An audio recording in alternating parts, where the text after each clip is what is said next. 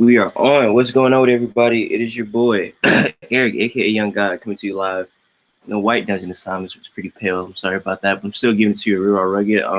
By the way, for the people watching, if you see me eating in the middle of this, I'm so sorry, but I'm really hungry. So I probably you hear me I'm going crazy with the food. So there's that. But we got somebody, we got two people actually on the other line. I'm gonna let them introduce themselves while I take a bite of this nice public sub.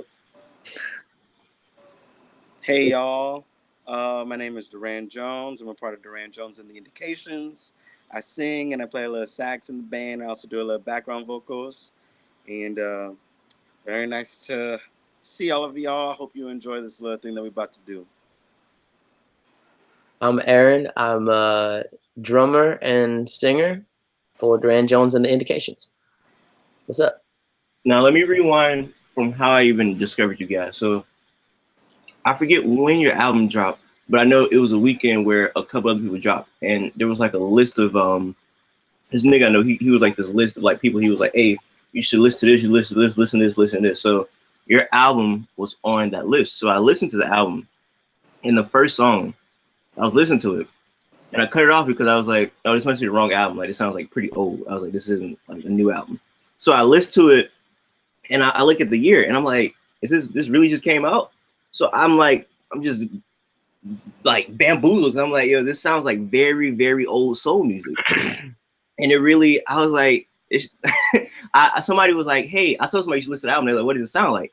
I said, it sounds like audio collard greens. Like this sounds like it was made during the Jim Crow era. I was like, this sounds like I can't sit with white people music. Like, this is crazy to me. So I just want to start that off. By the way, that's a compliment.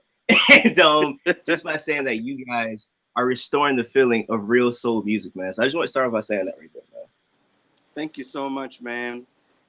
We definitely stand on the shoulders of all those greats who have come and gone, and man, we're just trying to carry the legacy forward. You know, we don't necessarily want to be, you know, known as like a revival soul band or anything. You know, we just want to push it forward. You know, pick it right up where they had left it off. So one of the things that I have like a problem with modern day R&B, I think that modern day R&B mainstream wise has fallen off significantly, and I think there's two major reasons. I'm curious, would you guys agree? I think those two reasons are vocals. Like people aren't really putting emphasis on if you can sing or not. That's kind of taking like the back burner.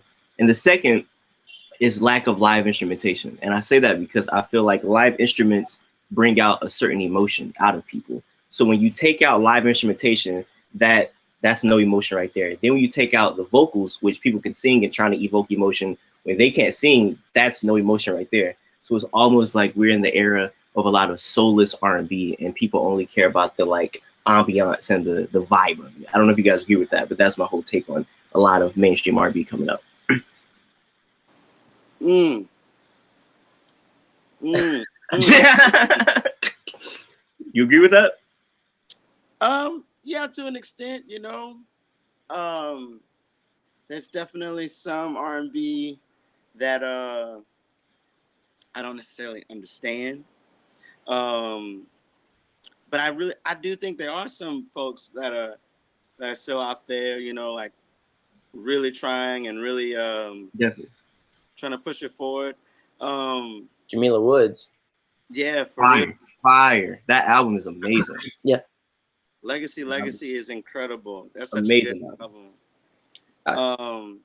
The internet too. The internet. Yeah, internet is fire. Yeah, and I mean, but I feel like both of those bands like rely on some live instrumentation and like are bridging the gap between like hip hop and R&B in a way that doesn't feel like they're trying to like pander to like the youth or whatever. Like they're doing that. It feels very authentic to me and very natural. Yes, I gotta say Ari Lennox too. Fire. She's doing her thing. She's straight cold blooded. She's such an amazing songwriter. She writes in a way that, you know, resonates and really like I think a lot of people our age can empathize with. Mm-hmm. And you know, even though it's like really avant-garde and like really artsy, I kind of dig Solange's new album too.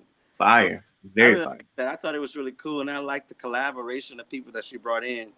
And it's if there was like a R&B, like modern art museum or something, I could just imagine Solange music being played throughout it or something. I don't know. It's just so artsy to me. But That, but you know, a lot of people, you know, they, no names mentioned, but you know, like they can get caught up in trends. You know what I'm saying? And I think, you know, with our group and what we're trying to do, we just want to put out music that we really enjoy listening to and music that we really enjoy playing. And it's definitely a blessing that it's resonating across lines of people of all different walks of life. Um, yeah, man, that's where it is. That's where I'm at. nah, that's Solange album. I'm a big fan of the last Earl Sweatshirt album because I thought it was like a really, really like black album, and that's how I kind of felt about the Solange album. So I definitely agree with you saying right there. And yeah, I kind of knew R&B was like in a weird place when certain people would come out, and I was like, yo, this is kind of garbage. And people would be like, yo, man, it's not about the singing, man. It's about the vibe. I'm like, man, this shit trash. I don't know what you talking about, man. The vibe trash, the singing trash, like everything trash. So I don't know, man. It's definitely in a weird place. But yeah. So back to you guys. I was so ignorant when I like found out about you guys. I didn't know anything, and literally like doing research on you guys. I've been listening to the album since it came out, and I just found this out like a couple weeks ago when I knew I was going to get the interview that it wasn't a one vocalist. For the longest, my mind was blown. I was like, I don't know how he's making his voice go this falsetto. It's ridiculous because you'll come in with the Morning in America, and then the next song be, how can I be so? I'm like, I don't know what drugs this man on right now, but this is crazy. So I found out that it's you and Aaron. I'm like, yo, y'all are ridiculous together. So I guess starting off, how did you guys start off together and meet and start collaborating on music? I met Aaron through our guitar player, Blake Ryan. And Aaron and Blake were in this rock and roll band doing their thing years before I even came into the picture. And the way that Aaron came to sing in the band, I'll let him explain that. Yeah, I had recorded this song, Is It Any Wonder? And I tried singing it in like my full chest voice. And I listened back, I was like, this is garbage. And I was like, but you know what? I think Durand could do this justice. So brought it over to Blake, and we recut like the instrumental demo. And I was gonna record like a scratch vocal for Durand, and I was like too stoned to sing full chest, and I wound up like just singing falsetto, just on the couch. And that was like the first time I tried this way. And we listened back and we were like, this is cool. You know, I mean, I'd always loved Chris Mayfield, Smokey Robinson. And then in college, I discovered like Rafi Pagan. And it's been a blessing to be able to bring like that different dimension to the group, because like that people listen to music that way these days. They listen different voices that, you know, they listen on a playlist, they listen on shuffle to their saved songs or whatever, and you hear different voices. So I think that like the way people listen to music today is conducive to that kind of 70s vocal group style where like the lead is switching off not only song to song, but sometimes within the same song. Well, no, I think your contributions to the band is crazy because I think the first time I listened to it, first couple times I was like, is this Sade? Because on Court of Love, I was like, that's you on Court of Love, right? Yeah. I'm like, yeah, this is definitely Sade.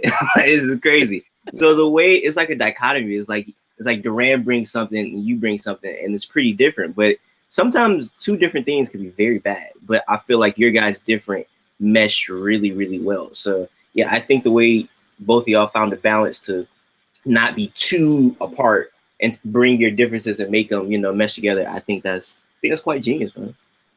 I feel like we got to give a shout to the Temptations, to the David Ruffin, Eddie Kendricks dichotomy. I mean, that's the blueprint, you know. So yeah, because I mean, I guess going back to older stuff, like I said, when I heard it, I legitimately thought this was like some like unreleased Motown or like I don't know, like some I don't know. I was very lost. I was like, this is crazy. So when listening to old music, who were the people that I guess resonate with you guys the most? Oh man, it's a wide list. Um, Marvin Gaye stands out to me. Mm. Stevie Wonder. Um, Definitely Donny Hathaway. Mm. Been listening to a lot of David Ruffin lately. If I could sing, if I could sing like with 25% of the just like that that he has, dude, I'd be the happiest dude on the planet. Yeah, like Um, I don't think it's enough in people's music because I feel like those people actually were like putting out raw emotions. Like you listen like a Bobby Womack, like he would go like 25 minutes just talking and don't even sing. Like, baby girl, don't leave me. I'm like, yo, this is crazy. You listen to the whole thing. So I just feel like raw emotions is something that you guys put in your music, and that's definitely a big thing I appreciate. Thank you, thank you. Of course, of course. And also, I mean, I have to ask this question because I always ask people who make R&B and soul music this question. It's probably the hardest question to answer in my opinion. It's the hardest music question of all time. Which era do you think is better? 90s R&B or 70s soul music? Ooh, shit. Hard question. Ooh. Oh man, that's tough. That's really tough. I like both for different reasons. I think I don't know. I guess I was born in '89, and so I guess from like '94 on, I can recall and and think of songs that bring back memories. So I love the '90s R&B for the nostalgia of it all. Being alive during that time. With the '70s soul, man. Oh, I It's a just hard love the question. production, the arranging. I love the songwriting. And they had less to build on in the 70s. Like they were like they were pulling it just like out of the universe, like I do feel like the 90s had an advantage because they were standing, just like we are, they're standing on the shoulders of giants. True that. I'd give it to the 70s personally. Yeah, I love the '90s for the nostalgia, but oh man, the '70s is where I'm at too. Yeah, that's a good point. I didn't think about that, but the 90s definitely had way more like technology like advances to make their music sound better rather than the 70s. If it didn't sound right, you had to like organically fix it, instead of like in the 90s, you might have a computer that will filter everything out or whatnot. So even like the mixing, like to have to do these effects and to do like all the arranging, you need like, 5 people at the mixing board all doing the moves by hand. Yeah, I mean, that's insane to me when you listen to, like a David Axelrod record, or you listen to a Curtis Mayfield record, to think about like just the sheer, like the amount of just human effort that went in compared to the amount of like technological like capabilities. Yeah. do you guys mix your own records or do you have somebody else that does it for you? We mixed the first record ourselves, and the second one, we had our old college professor actually mix it. Which is cool. How hard is mixing? Because I've never tried it, but I've like seen it, and it just looks like very like meticulous and very stressful. Like, and mixing it well, not just like mixing it and making it okay, but mixing it to the point where it's very, very well done. Yeah, I think the key to me is having like reference mixes. That would be like my biggest advice to people who are mixing, is like find a song that you want it to sound like sonically. And then every so often, like listen back to your reference and like see how it compares. Because sometimes you get so deep in the nitty gritty that you like forget what anything sounds like. And you're focused in on like this little snare, like EQ, but in actuality, nobody's going to hear that shit, and like, so sometimes just take a step back, listen to your reference, and then like use that as your compass.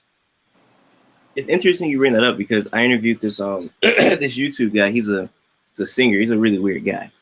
Shout out to him. His name is Bill Wirtz, and I asked him about the intricacies of certain music, and not even music, but just life, like art, anything. I feel like we skip over a lot of intricate, small details because we just don't have an eye for that. We're not paying attention to that. And his rebuttal was he feels like we skip over the large things, like the things that are really obvious. We take those for granted. We don't really appreciate those. So I asked him, for example, what does he mean? And he said in Blade Runner, the lighting in Blade Runner, it's very obvious, but it's something that was just so great to him and it inspired him. So are there things that could be obvious and very intricate, doesn't have to do with music, but just in life or things you see that really influence you in your music, but outside of music? It could be in music, but preferably outside of music. Are there just small intricacies or big details that inspire you guys' music? It could be from movies. It could be from movies, TV shows. Like you said, the lighting in Blade Runner was something that made him want to go make music. Like, is there anything that's just intricate or, like I said, obvious that just inspires you that you've seen lately or anything of that sort? So you're saying like things outside of music that inspire like art? The music. Yeah. I see. Word. Yeah, man. I think looking at and studying other principles, other mediums of art definitely will influence you and definitely play an impact or a role on what you can bring to the table. For me, man, I really love reading poetry. I love Ed Moten. I love Claudia Rankine, Nikki Giovanni. Those are people that really inspire me to want to write in a way that I can get my point across. Yeah, man.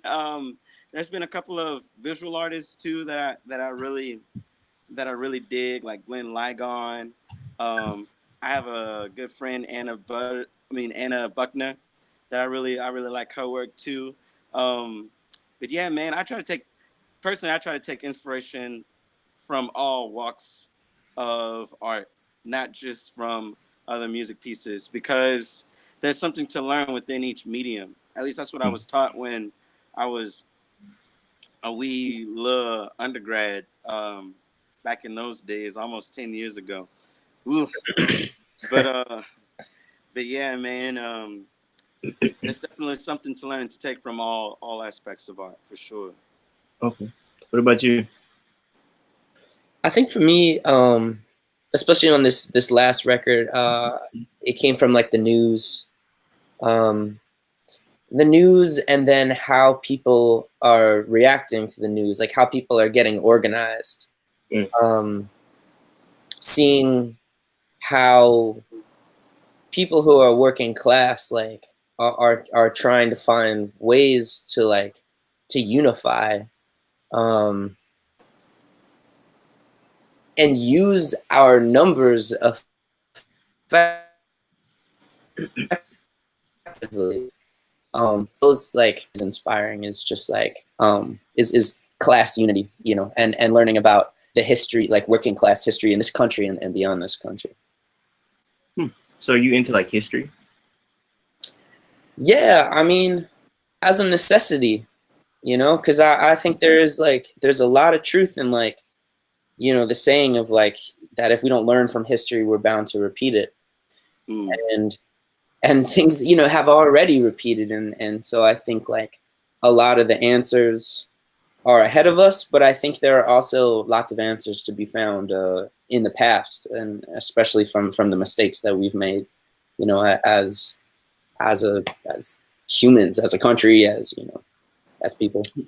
No, I definitely agree. I definitely think that people overlook history, and it's something that you could really, like, if you study history the right way and you study the right things, like it can help you be a very successful person in life, because you wouldn't, like you said, repeat certain things that led to tragedies or led to failures and things. So I would agree. I'm learning, you know, now I feel like a lot of people are learning a sort of a less told history, because it's like where I grew up, and I'm Durand, I feel like you can speak to this too. Like, you know, the history books don't reflect reality all the time. They reflect they reflect a whitewashed history, in every sense of the word. And so it's like, this is a time when more voices than ever, I think, are being heard and are sharing their history. So it's a good time for listening. Is there a certain piece of history or era of history that as you grew older, you learned something about it. And you was like, wow, I didn't learn that in school, or I learned that differently in school? I feel like I feel like the one that maybe a lot of people would say is like the history of like the Native Americans in this country. Definitely. Yeah. But outside of that, it's sort of like, learning about like American like foreign policy meddling in in like Africa, destabilizing, countries, and then they're still feeling the effects, decades later today. And like the sort of, you're taught what you're supposed to feel it means to like be an American. And then sometimes you hear like, you learn other countries' perspectives about that. And it sort of like is illuminating about your own history as like a country. Maybe I'm like kind of dumb, but I'm pretty sure, because we're sticking this history route, isn't there a song on the album about slavery? It could Or is be. it like can it be interpreted that way? Yes, it could be interpreted that way for sure. Okay, I see what you're saying. Okay, because I was listening to it and I was like, I don't know, is he talking? But okay, I see what you're saying. I definitely. So is songwriting something really important to you? Because stuff like that's like the little intricacies where it's like, if you know, or if you take it that way, you take it that way. Is songwriting like, is that something that you hold in high regard, or is that something that, I don't know? Some people look at songwriting as like, if it comes, it comes. It's more about the vibe, which you don't seem like that. But I'm just curious of your thoughts on like good songwriting. It's definitely something to aspire to, man. I think of people like Bob Dylan, and I listen to his records and think to myself, if I can write, or if I could create a song as poignant as that, like I feel like I'd be doing just service. There's a really good book called Songwriters on Songwriting, where they I forget the author, but they interview so many great people. It's a huge book, and it's really cool to take inspiration from there to see, how different people get their music out there. And that was really helpful to me to see that, some of the greatest songwriters of all time would catch inspiration like I would. But yeah, I don't know if I'm digressing or not from this conversation. Nah, you good. By the way, the author is Paul Zolo. I think is his name. Yes. Yeah. I've heard of that book. I never read it. I didn't know if it was good or not, but I've heard it like plenty of times. Oh man, it's really good. It's really good. There's another one that just focuses on Black female songwriters, and I've been checking that one out lately, and it's really good. Very, very, very interesting stuff in there that's really been inspiring to me. But yeah, man, that's where I'm at on it. Now there definitely needs to be a documentary on Black female songwriters. Like now that you say that, there's so many like just Black female like artists that are like really, really great. I don't feel like get their like due. So yeah. Yes, man. Like somebody like Jamila Woods, even though she's a newer artist, that Legacy album is really, really good. It's a really good album. Is there anybody that are newer artists that you guys want to work with? Ooh.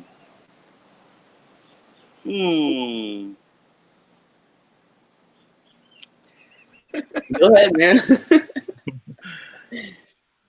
Go ahead and shoot your shot, man. Yes, indeed. I don't know. I'd be up for. I mean, I don't know. I'd be up for working with anybody who's interested in working with us. But a new artist, let's see. I don't know. What you thinking, Aaron? I think for a little while. I think Steve Lacy would be fun. I really love Earl Sweatshirt, and I think that would be cool.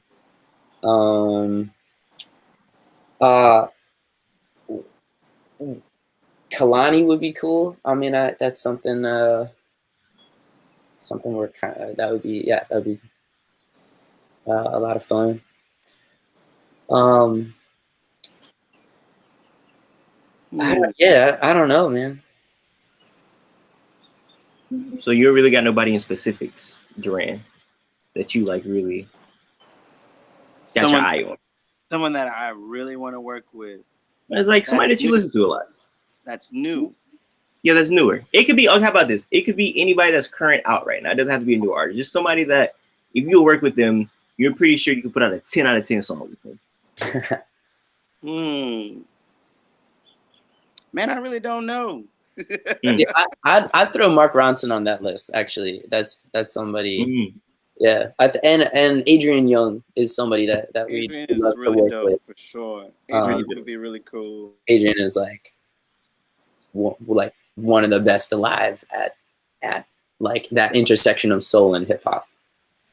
Yeah, definitely. Yeah, shout out to Adrian Young. He put out an album last year that a lot of people don't know about. It's called Adrian Young Presents Voice of Gemma, or Gemma. I'm not pretty sure how you pronounce it, but it's like it's a jazzy type album. Really good album. Shout out to Adrian Young. He's super duper good. Yeah.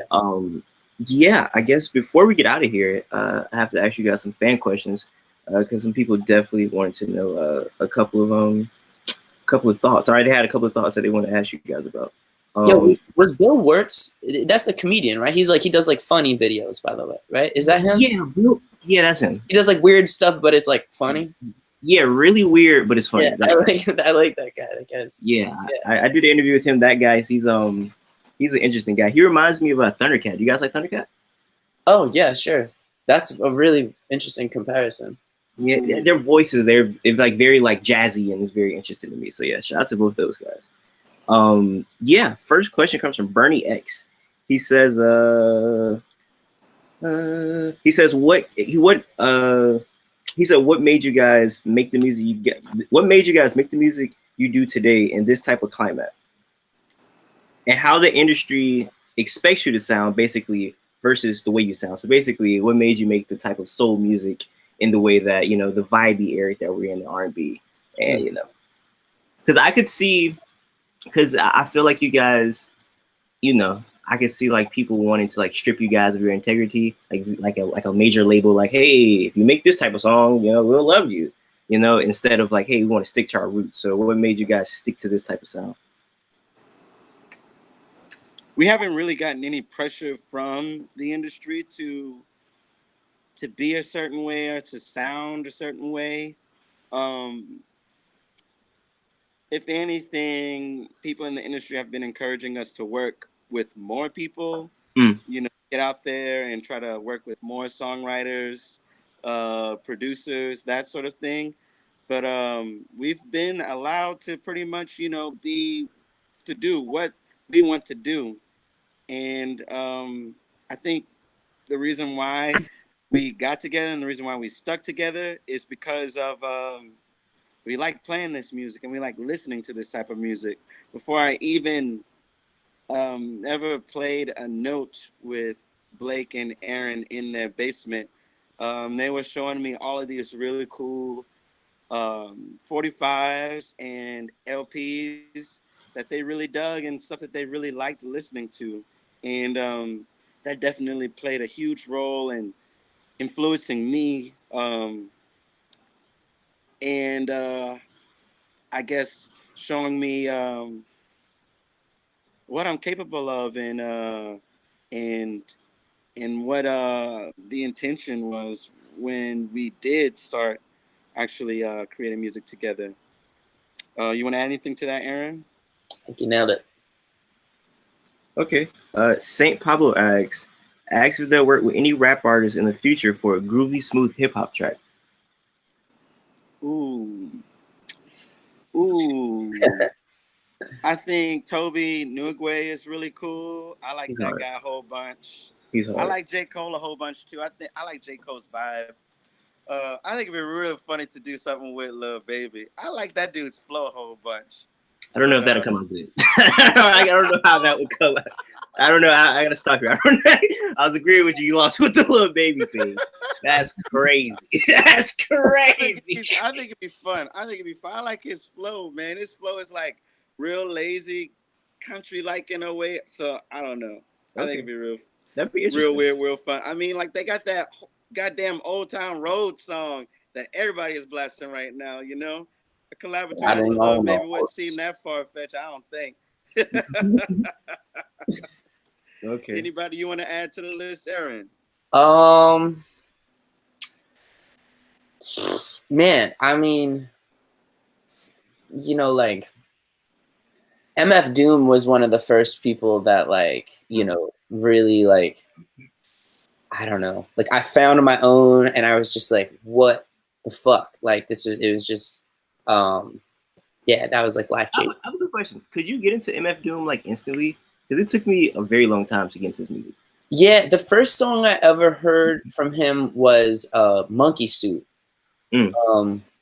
which is not one of his more popular ones, but it was just like so weird and like, you know, and he just starts off like, villain holds the mic like you mean and his tummy hurts, and it's just like, what the fuck? Like, I don't know, you know, somebody like that, but like, you know, Black Moon, you know, changed my life.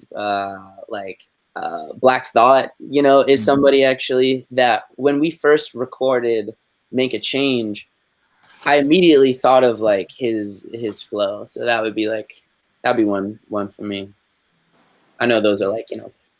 No, 3 Stacks would be dope too. Huh? You said who?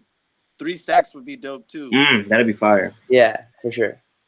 Low key, I'm not gonna lie. Now that I think about it more, I kind of want like a Lil Baby feature now. That's I mean, the craziness of that, like the ridiculousness of that. Like I think the only ridiculous thing you can get after that is probably you and like Playboy Cardi. That would be like probably the most ridiculous track. Dude, I also think that like Jadakiss is like one of the unsung like rappers of like the mid 2000s, man. He's like, I don't think he's ever really gotten his due as like an MC.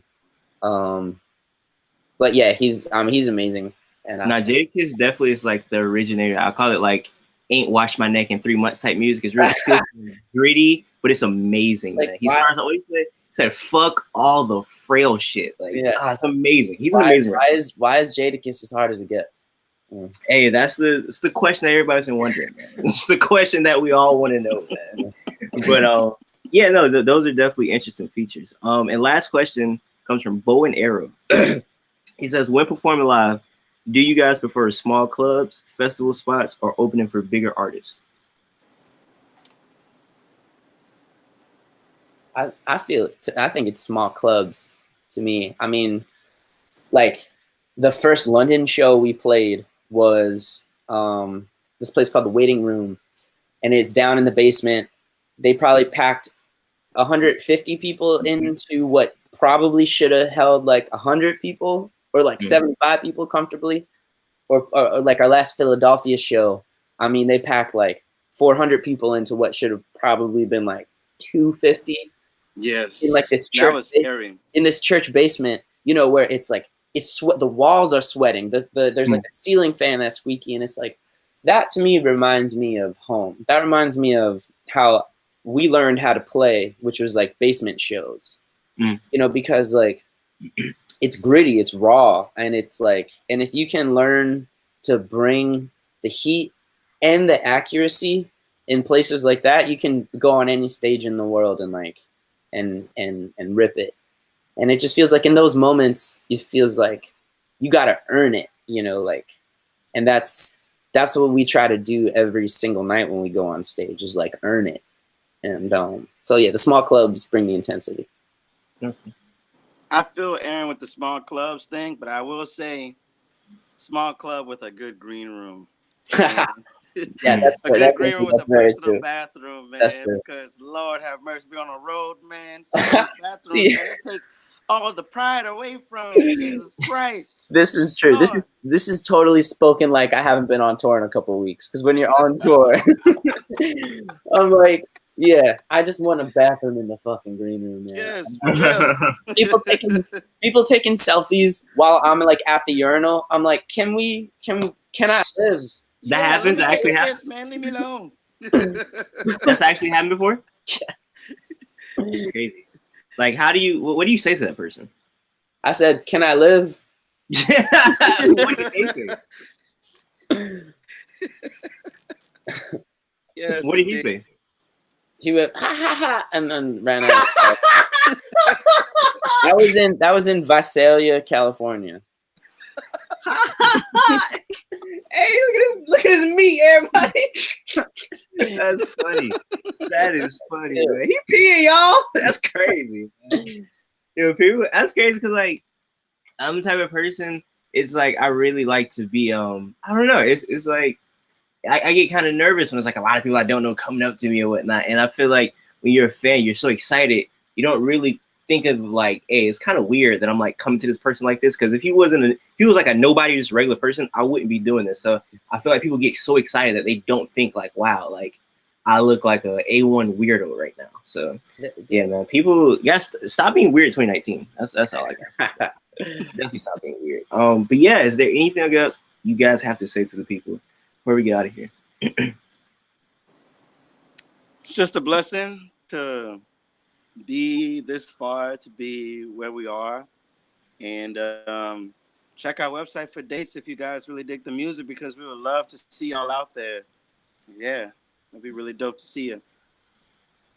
And shouts to the message boards, you know, because like that's where like these things start that reach like the top levels of the music industry, but the undercurrents are born with the heads down there talking to each other. So thanks for the support.